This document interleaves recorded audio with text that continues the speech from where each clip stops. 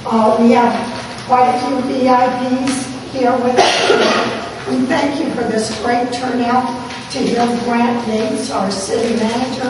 I'm sure he's going to give us a lot of information.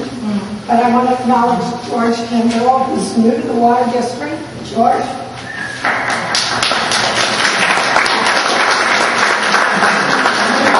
The current mayor who lives right up here in Tuscany, Steve Manos. The former mayor and longtime city councilor, Darrell.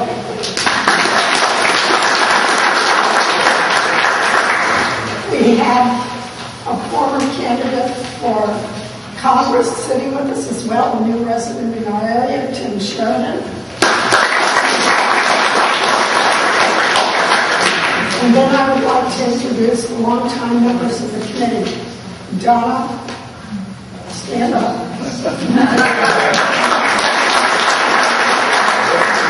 The former chairwoman who started this group about 11 to 10 years ago, Joyce Orthodox. And of course, Dan, who brought everybody to attention.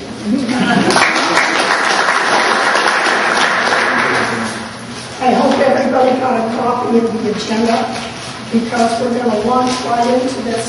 As you know, this is a general, easy format where we have people come in so that you get a chance to see what they have to say. You actually get a chance to see them up close and personal. Gives them a chance to know who all the troublemakers are in town. And he will be telling us a number of things about our community, things that we need to know. And he is also going to be taking questions so that you can have an opportunity to bring your case to bear. Grant Yates is a graduate of Northern Arizona University. He got his his degree in public administration. He was 21 years with our sister city below us, Temecula. And in 2012, he came to Lake Elsinore. And since he's been here, our star has been on the ascendancy. He was selected from a field of 80 candidates. And kudos to the city people who said, this is who we need, this is who we want. And without further ado, Mr. Yates.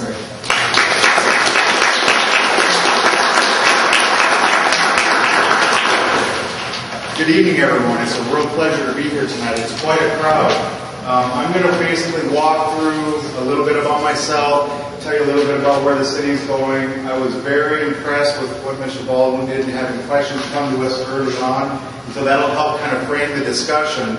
I've been here for 2 years, and I can tell you I'm more excited about Lake Elsinore now than the day that I started. This community has so many things going for it, and it's basically our job to turn on the spigot, as it were, and get people really excited. And some of the things that you're going to see over the next year happening in our community are going to take our city into a stratosphere that we haven't been in before. And so everywhere I go, everybody's talking about the buzz about Lake Elsinore. They're talking about how our city council is a very sophisticated, cohesive group of people.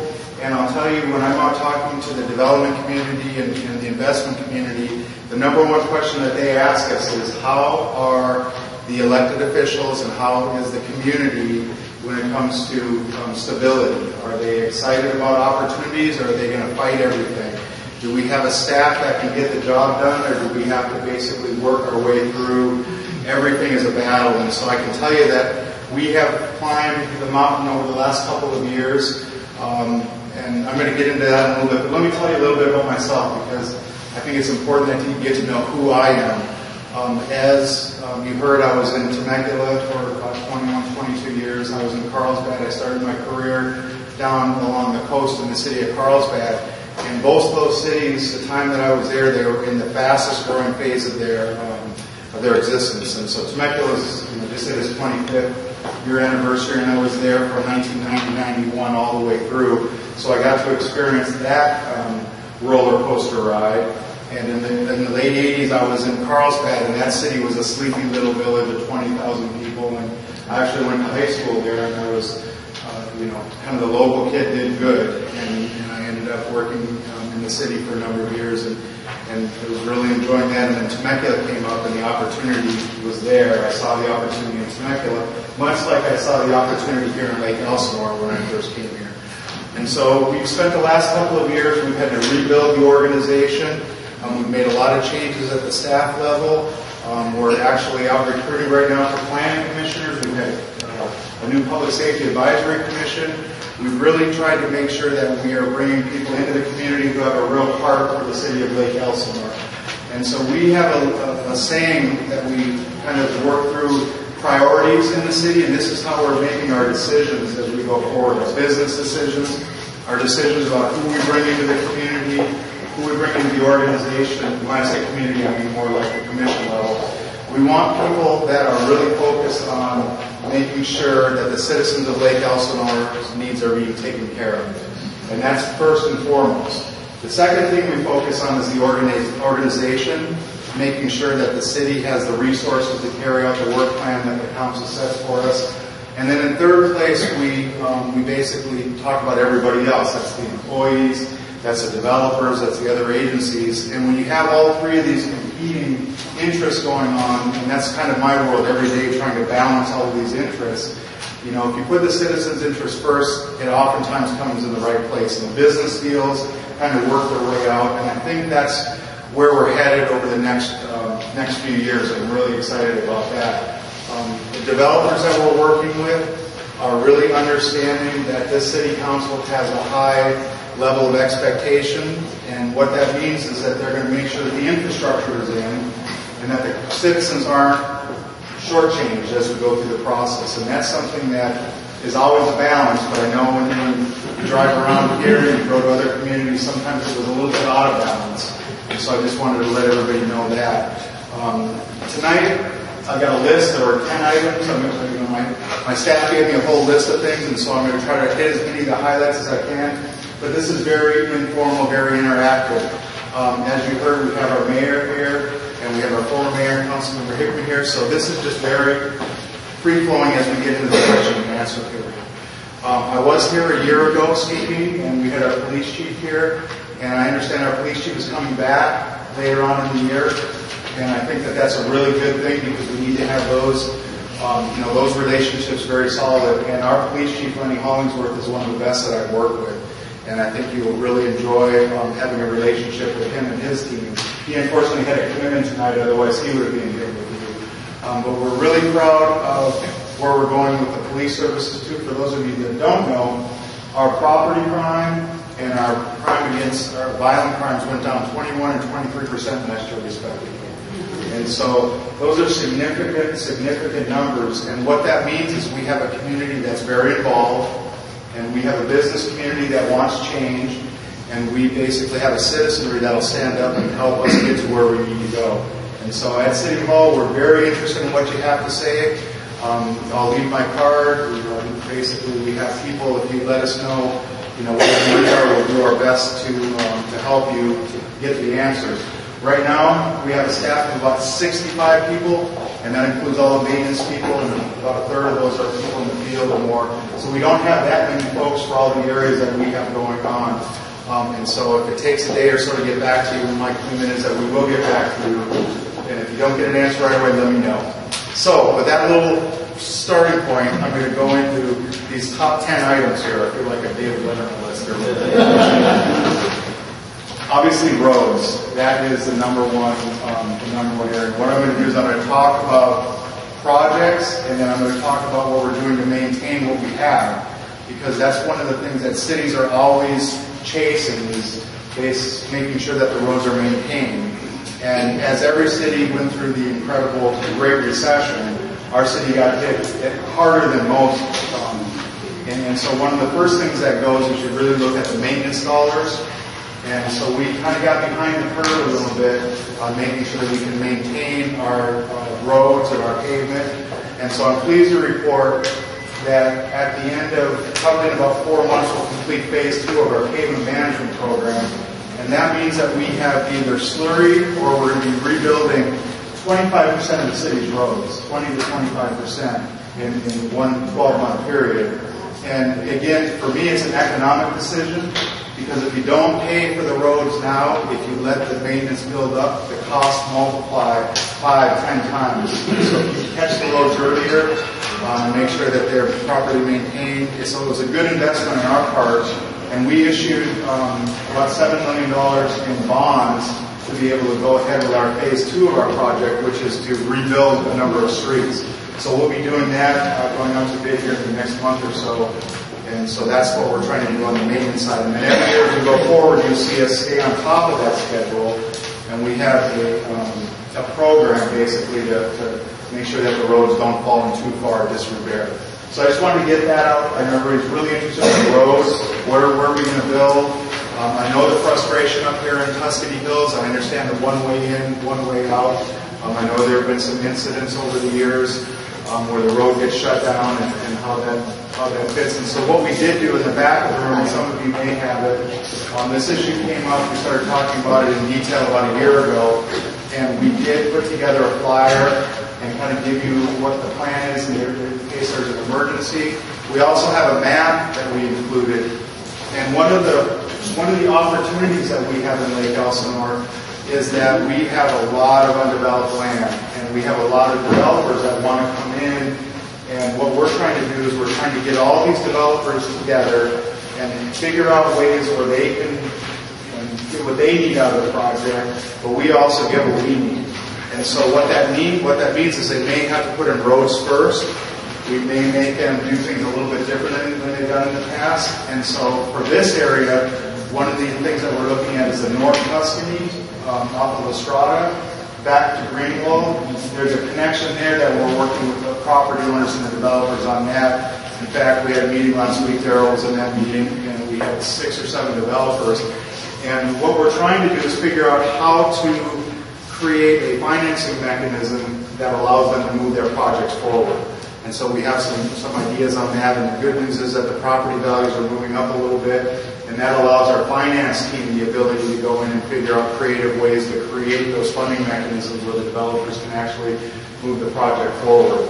So stay tuned. I don't have any answers for you tonight, except that we are having regularly scheduled meetings. The property owners and the developers up there are getting hungry, and the market is getting right for them. And so I think that maybe within the next 6 to 12 months we'll be able to lay out a plan for everybody and how we're going to deal with the backside, Estrada, Greenwall, and getting out that way. And that's one of our number 1 priorities in the city. Another priority that we have, everybody knows Railroad Canyon. And so we've been really working hard on that. And we basically have come a long way. When I first got here, we had a project that was basically stalled at the Caltrans level, and it had been submitted years ago, and it really wasn't doing much.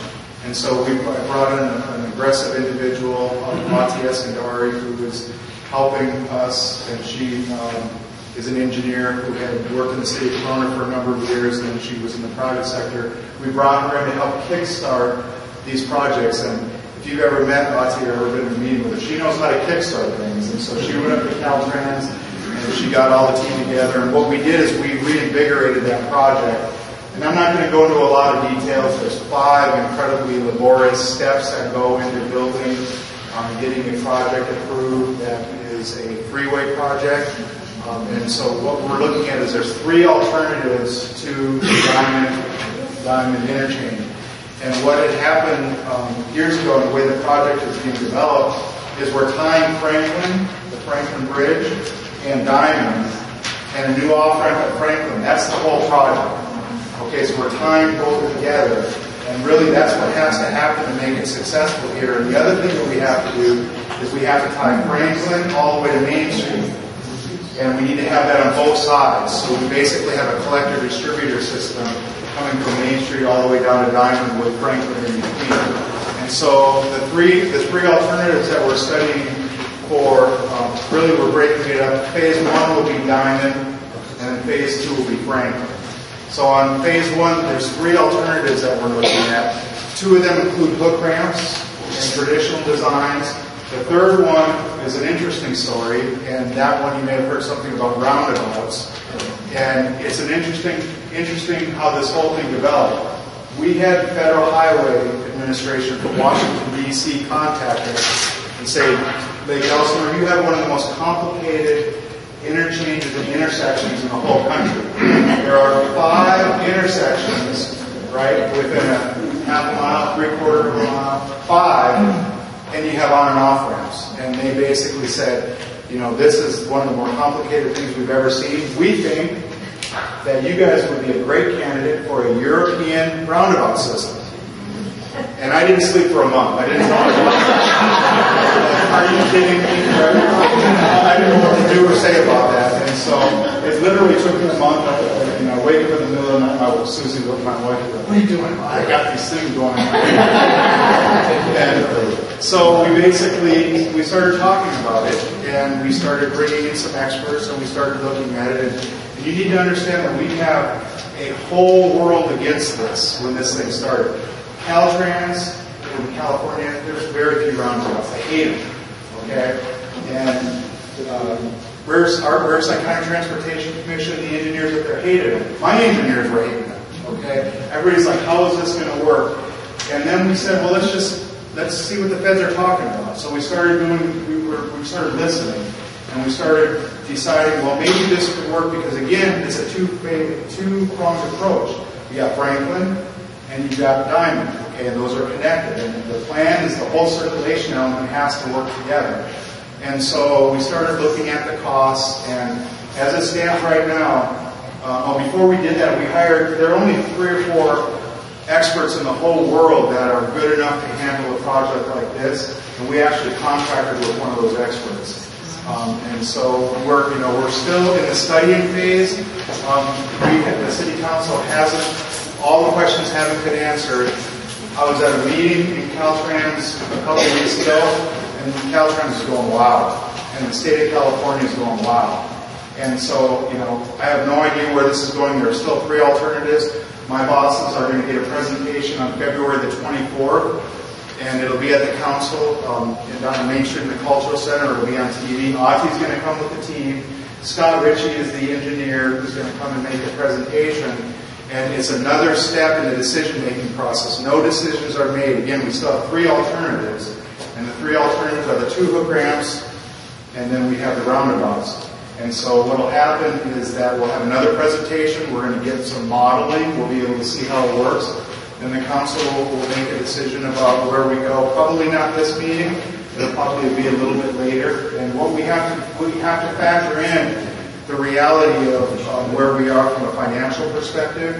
And so one of the things that would be very advantageous for us is we have the feds behind us. And in 2016, everybody knock on wood or whatever, hopefully the federal government will authorize a new transportation bill. And if that's the case, and we have a creative project that works, we may have a shot at getting some federal money and getting this thing done. The local money that we're working through in Riverside County, there's a transportation uniform mitigation fee, a TUMP fee, that goes on all new homes. That fee is something that we basically have to work in a region. We have to cooperate with the other agencies. And in the past, our city just wasn't at the table as much as they should have been. And so now we are going to be at the table, and our hope is that we can create enough money to do this in a short order of time, because we don't have time. You all know that. You drive this every day. We don't have time. And so we have to figure this out, and this decision is going to come, I don't know, Stephen Darrow will come in the next 3 to 4 months, something like that. Whatever happens, we will have a full-blown public relations campaign.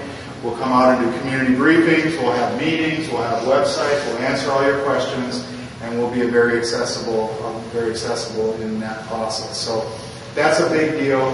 For me, as big a deal is Camino del Norte. And one of the projects that we're looking at, again, we're doing everything we can to get the transportation system working for everybody's advantage. There is everybody who comes down, 5 o'clock, comes down and gets stuck. Everybody gets stuck down here. Well, we have a project that we're actually going to be awarding. We're going out to bid real soon, and we're going to be awarding that contract. And it's a second deceleration lane, southbound on the 15 at Diamond Road. And so that project is going to be, it'll be really good because it'll get you off the freeway, it'll allow another way to get out. The problem is during construction, guess what has to go up? K-rails. Our goal is to get it done in 2 or 3 months. It's really just adding 1 lane, right? But it's probably going to cost us $1.8 million to add 1 lane when it's all said and done. And it's just what the cost is to do business on the highway system. And the reality is that, if we can get this thing started, our goal is to have this done this year for sure. And so stay tuned, and that'll be a deceleration lane. And what that'll do is it'll allow us to have getting people off the freeway, allow for stacking, and it also is not a throwaway. So whatever project, whatever alternative the city council chooses on the ultimate improvements, one of those 3 choices I was talking about, this will not be a throwaway. It will be added into the design. So we're trying to be smart about how we go forward. Community development is everything. Okay? And again, we need to be able to get people from Maine down to Franklin and then down through, and especially when we're doing construction on Franklin or Diamond. And so we have to time that as best we can. And so we're doing the exact same process with the developers, the property owners.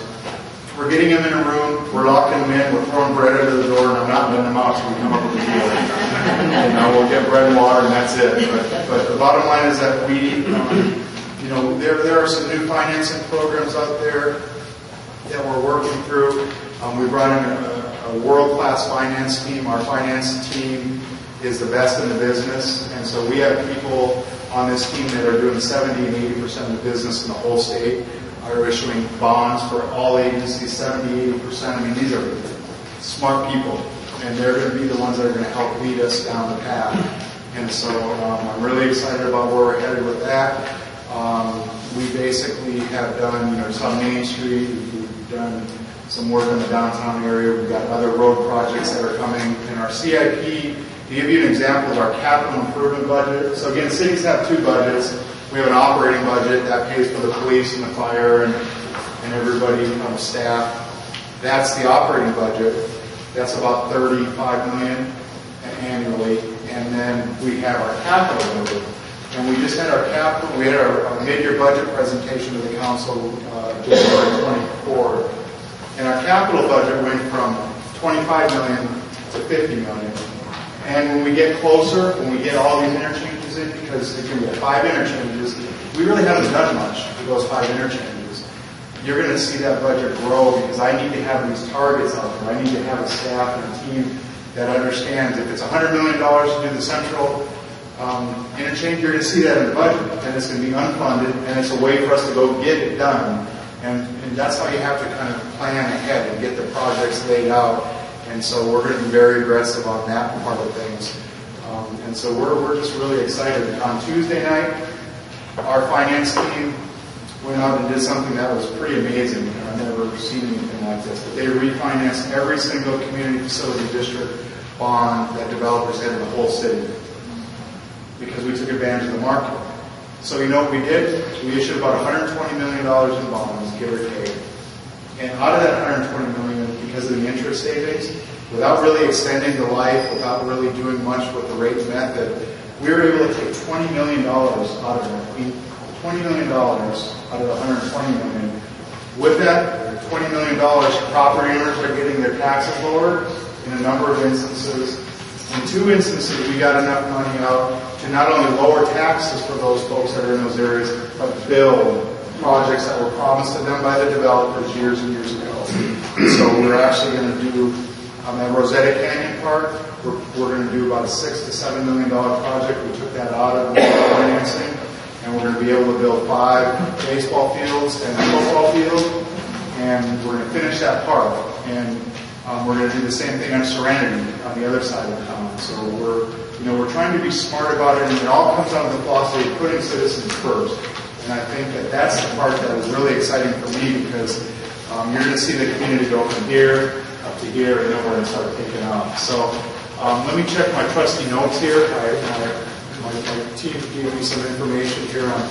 So I talked about the decel lane. I talked about Railroad Canyon, Gunnarsson. I don't know if anybody drives Gunnarsson on that that side. So we're looking at doing that project. That's a big project. That's a road that's been neglected for a long time. And so we're putting money into that project. And I've got a whole laundry list of those things. So I think that's good enough for that part of the transportation side. So, question? Yes, sir. Is there going to be any relief for Highway 74? Because if you travel outside of town, most people here probably don't, it backs up from Four Corners all the way to Grand, regularly going both ways. So that part of Central is a state highway. And basically 74 from the city limits all the way to the Ortega is Caltrans jurisdiction. We're working with Caltrans, and we may end up taking that over at some point if the offer is right for us. And that just makes it a little bit easier for the developers to move through the process. They don't have to go to Caltrans, they can just deal with us.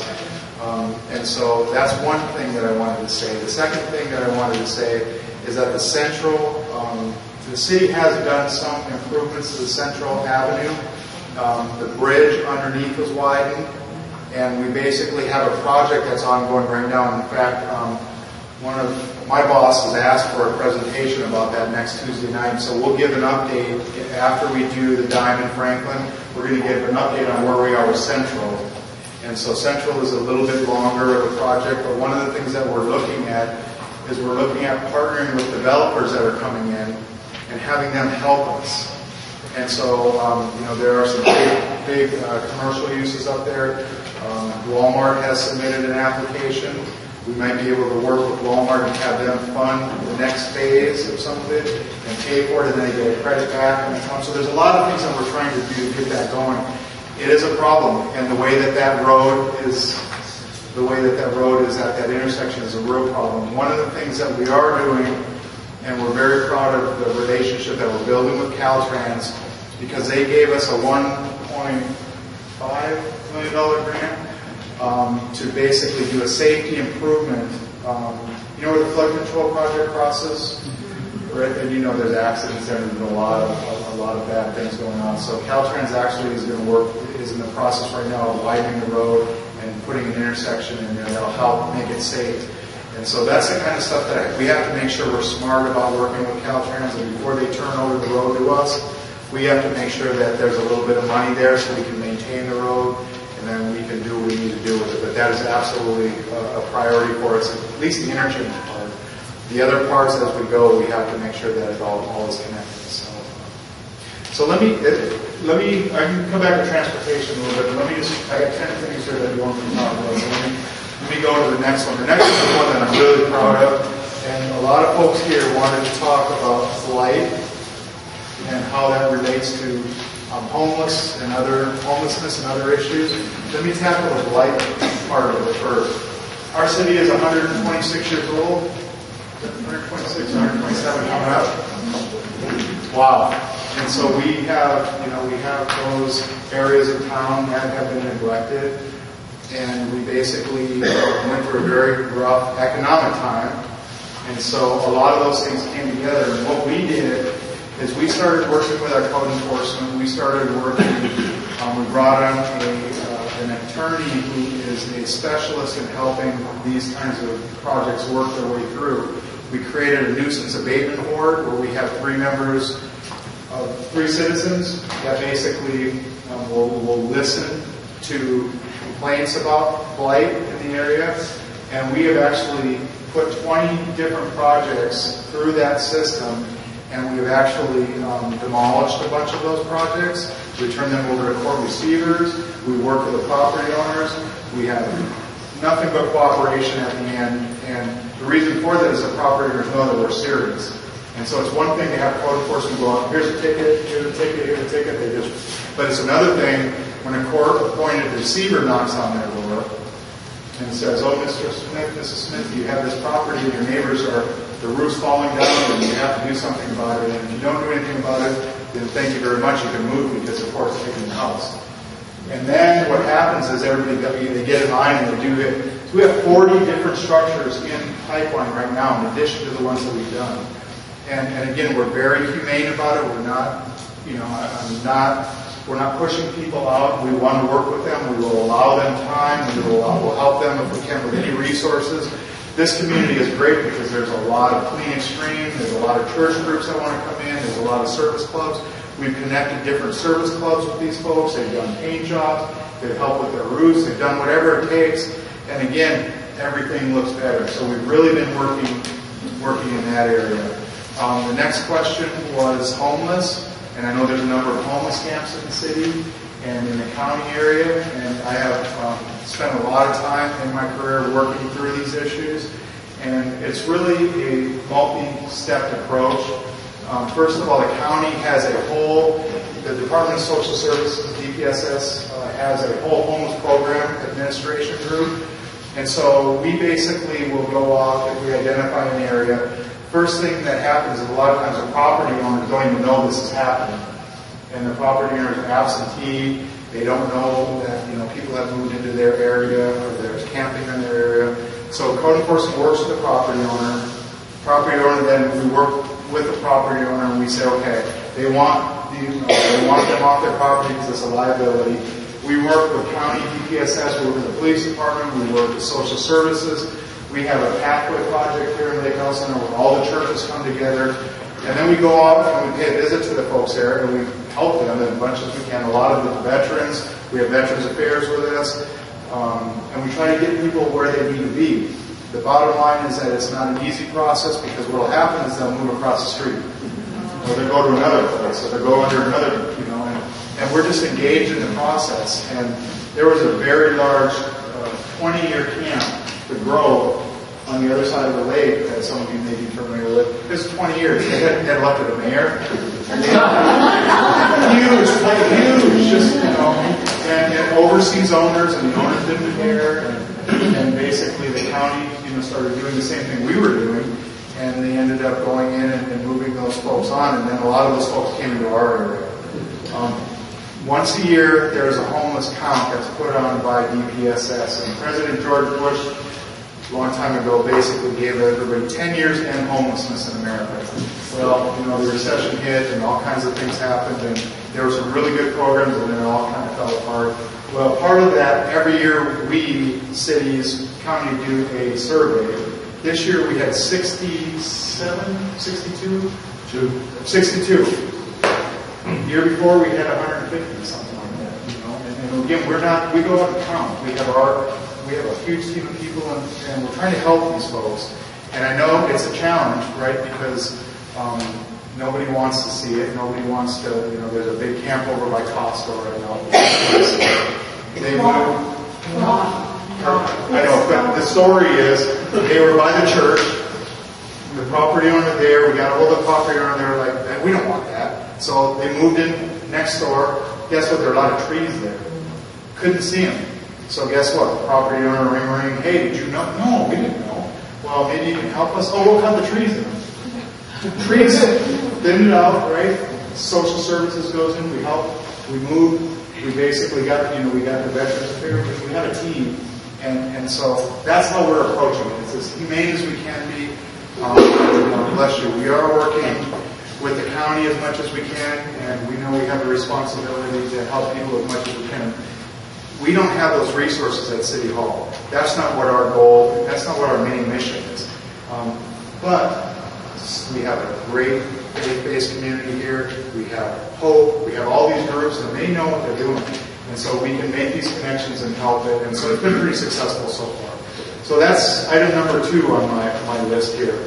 Item number 3 is business growth.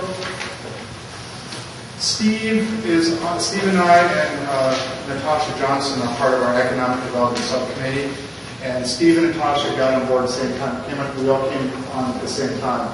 And one of the first things that I wanted to do is I wanted to make sure our name was out there, and that we basically, people understood when we talk about Lake Elsinore that we are going to provide you certainty in the process. We're going to get you through as quickly as we can. We have political stability, we have dirt, and we have a staff that can make this happen. And so we started going to Las Vegas. Once a year there's a big international conference of shopping centers, ICSC. First year I was there, it's like speed dating, right? It's this huge hall and we're going, please, Who are you again? Next, I want to talk to Carlsbad. I want to talk to Last year, people were coming to us, right? After a couple of years going, we're going again later this year. We've got more appointments than we know what to do with. People know who we are. People know that we're out there. And part of the issue is that we basically just have to have these relationships. And in any business, it's about relationships. And so we are investing. The people that I'm bringing on board and staff have a reputation in the industry, that they know people. And that makes a difference. And I know people, and Steve knows people, and we start to, then I can make a business deal with somebody and I shake their hand, look you in the eye, and I get it done. Wow. Guess what? They go tell 10 other people. And so the challenge that we're going through right now at City Hall is really an interesting one. Because in the past, you had the developers up here, and then you had everybody below them. And they kind of worked their way through without regard to the things that needed to happen. And so we're balancing that. And there is a way for the developers to get what they need, for the business community to get what they need, for the organization to get what they need, and more importantly, for the citizens to get what they need. That's our job to help balance all that. And I can tell you it ain't easy. But people are starting to understand that. And we're not going to give away the farm anymore. And we're basically going to stand firm and say, we have opportunity for you. We will get you through the process. Try us. And we've been successful. We've had a number of companies come through. We had a real challenge when you talk about Central, right by the boat place there. Right on the other side, Tractor Supply is coming. And Tractor Supply was very difficult to work with, but they were very good to work with because they taught us and we taught them. And we had to go through Caltrans and we had to work through all the things that went through the process. And Tractor Supply is coming. And they went to a couple of cities locally and they pulled out. They pulled out. They said, I'm not doing this. And so I'm not going to tell you who, what, when, where. But the bottom line is that that was validation for us that we just hold to our guns, we work through the process, we allow people to get through, and it works. And so that's just one small piece. I will tell you, folks, that 2015 is going to be a good year. There's a lot of stuff. There's a lot of people talking to us, and we're not, we don't want to talk about things until we actually know they're going to happen, and we have an application, and we have a timeline, and we know where we're going. But there's stuff coming that's going to put us on the map. That's going to make us a real destination. And so, again, we have a niche in the market too. That was one of the things when we first came here to identify what is Lake Elsinore. What is Lake Elsinore? Everybody kind of has a vision or a thought. So we actually, Daryl, Steve's colleagues, we sat down one day and we came up with a vision statement. And we wanted to be the ultimate lake destination where all can live, work, and play, build futures and fulfill dreams. So we wanted to be a complete community. But more importantly than that, we identified ourselves as an action sports community. And that's going to pay off. And there's stuff happening, guys, and people are just flocking to that concept. And you think about what we have in the region, right? So again, you have to think regionally. So Temecula, okay, they got their stuff, they got wine, they got their stuff, right? Marietta's kind of in between, they have good stuff, but they don't really have an identity per se. We have an identity. We have people jumping out of the sky. We got we got all this stuff. That's who we are. So what we're not going to let happen is not have trail systems in our development, right? Making sure we have activity-based development where people can be active, people can enjoy the lake, people can do. So we're excited about where we're headed in that area. And one of the things that we are looking at is how to maximize whatever resources we have. And the one resource we have that we really didn't touch was the lake.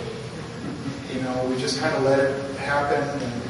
And so we're being very aggressive about that. And we're going to stub our toe as we go forward, but we're going to take some chances and do some things. And I'm excited about where that's going to go. Please rain. But the bottom line is that there's going to be a lot of opportunities. We have an amazing campground. Has anyone been to La Laguna? Okay, you guys should all. As soon as we're going to do some things there. I think we're going to take some chances. We're going to create a world class. We're going to create a name for ourselves in that area, and then we're going to figure out a way that investment is going to pay off and help us get even better. So again, we're acting like a business. We're trying to leverage our resources, whatever assets we have, and turn it into something that's really good for us. So Stay tuned on that. We're going to bring boat races back. We're going to do all kinds of fun. Jet skis. Everybody's wanting to come to the lake and do all these competitions. I got to put more fish in the lake. That's one thing. You know, we got to get the fishing going. We got to get the action sports. You got the aqua flyboarding. All this stuff is coming. So we're really excited about that. Residential growth. We have the fastest growing city in the state last year from the Census Bureau. We've been in the top 3 the last couple of years, and you know we have residential projects coming through. Quality developers, quality builders. The last couple of years we've done 600-700 new construction. And the glory days before the economy crashed, we were doing about 1,000 homes a year. And then in the depths of the recession, we were down to 280 one year, and nothing was happening, as you know. And now we're starting a nice steady pace. So we're going to be okay on that. And it's that whole chicken and egg thing. You don't get retail, you have the houses, you get the houses and the retail and the jobs. Steve is there, we're talking about what our general plan looks like. We have enough commercial, industrial land so we can have jobs so you don't have to do that. You know, and so we're gonna balance all that as we go forward. And so you know, we are right now a community of 57,000 folks. Guess what our general plan bill is? 300,000. 72, I don't know, Rick, 73 square miles, some crazy number. Rick knows these things. We are not insignificant in the scheme of things. And that's one of the things that everybody needs to understand here. You know, we hold our head high. This is not a place that is to be taken, we don't have to take a backseat to anything. And that goes for our regional partners, that goes for the county, that goes for the state, that goes for the development community, everybody. You know, you need to work with us because we're going to take you places that you may not have been able to go. So that was my next one. I talked about public safety, recreation. I'm super excited about what we're going to be doing with our recreation program. Mayor Manos is very involved in wanting to bring back recreation programs to our city.